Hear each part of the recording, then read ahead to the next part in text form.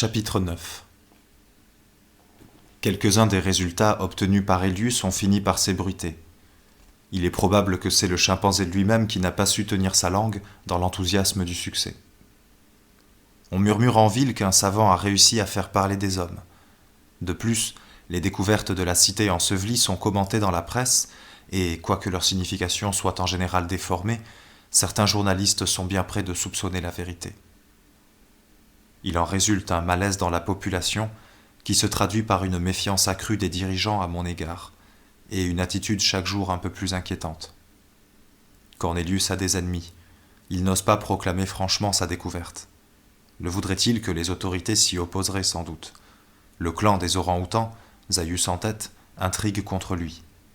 Il parle de conspiration contre la race simienne et me désigne plus ou moins ouvertement comme un des factieux.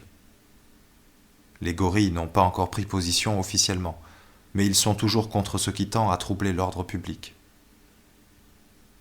J'ai éprouvé aujourd'hui une grande émotion. L'événement tant attendu s'est produit. J'ai d'abord été transporté de joie, mais à la réflexion, j'ai frémi devant le nouveau danger qu'il représente. Nova a donné le jour à un garçon. J'ai un enfant. J'ai un fils sur la planète Sauror. Je l'ai vu. Cela n'a pas été sans difficulté. Les consignes de secret sont devenues de plus en plus sévères, et je n'ai pu rendre visite à Nova durant la semaine qui a précédé sa délivrance. C'est Zira qui m'a apporté la nouvelle. Elle, au moins, restera une amie fidèle, quoi qu'il arrive. Elle m'a trouvé si agité qu'elle a pris sur elle de me ménager une entrevue avec ma nouvelle famille. C'est quelques jours après la naissance qu'elle m'a conduit vers elle, tard dans la nuit, car le nouveau-né est sans cesse surveillé dans la journée. Je l'ai vu. C'est un bébé magnifique. Il était étendu sur la paille comme un nouveau Christ, pelotonné contre le sein de sa mère. Il me ressemble, mais il a aussi la beauté de Nova. Celle-ci a émis un grognement menaçant quand j'ai poussé la porte. Elle est inquiète elle aussi. Elle s'est dressée, les ongles prêts à déchirer, mais s'est calmée en me reconnaissant.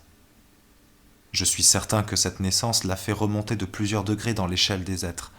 L'étincelle fugitive a fait place à une flamme permanente. J'embrasse mon fils avec passion, sans vouloir songer aux nuages qui s'accumulent sur nos têtes. Ce sera un homme, un vrai, j'en suis certain. L'esprit pétille sur ses traits et dans son regard. J'ai rallumé le feu sacré. Grâce à moi, une humanité ressuscite et va s'épanouir sur cette planète.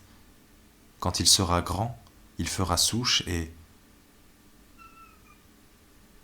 Quand il sera grand.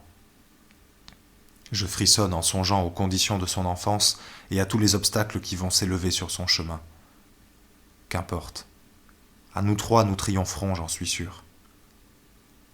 Je dis à nous trois car Nova est maintenant de notre bord. Il n'y a qu'à voir la manière dont elle contemple son enfant. Si elle le lèche encore à la façon des mères de cette étrange planète, sa physionomie s'est spiritualisée. Je suis rassuré sur sa nature. Il ne parle pas encore, mais... Enfin, je divague, il a 3 jours. Mais il parlera. Le voilà qui se met à pleurer faiblement. À pleurer comme un bébé d'homme et non à vagir. Nova ne s'y trompe pas et le contemple dans une extase émerveillée. Zira ne s'y méprend pas davantage. Elle s'est approchée, ses oreilles velues se sont dressées et elle regarde longtemps le bébé en silence d'un air grave. Puis elle me fait comprendre que je ne peux rester plus longtemps. Ce serait trop dangereux pour nous tous si l'on me surprenait ici. Elle me promet de veiller sur mon fils, et je sais qu'elle tiendra parole.